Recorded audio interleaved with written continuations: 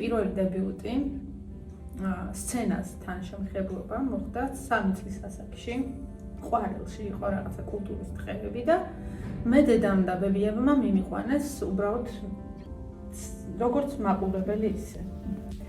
პირველ რიგში ვისხედით და ბავშვები გამოდიოდნენ, ცეკვავდნენ, მღეროდნენ და დედა ჩემს უთხარი, რომ ჩამსვი მეთქი კალთიდან თქო, რომ ახლოს მივალ სცენასთან თუ შეიძლება მეთქი და კიო და უცებ გამოვედი სცენაზე. ჩემით. ტაშ თუ დამიკრავ თუ იმღერებ. 3 წლის მინიმუმ. 3 წლის. მე ერთი წლის არ ვიყავი რომ ლაპარაკი დავიწყე და 3 წლისას ენა მქონდა ზურგზე გადაკიდებული უკვე.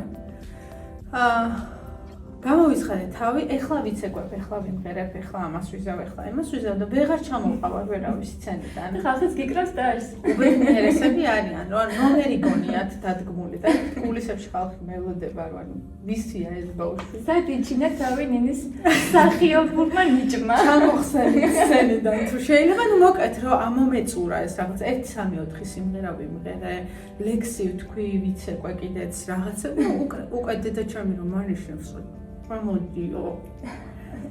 მივხვდი რომ მეც უკვე აღარ მაქვს ბაზა, რაც შეიძლება რომ გამახსენდეს რომ გავაკეთო, ყვავილები მეთქი მოვითხოვე და იცი როგორ მახსოვს.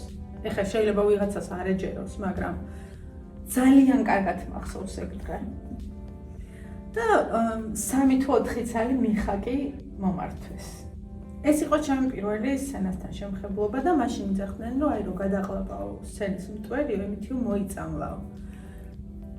მე სულ რაღაც რო ტარდებოდა ყვარელში, გვათხოვეთ თქვენი ბავშვი, გვათხოვეთ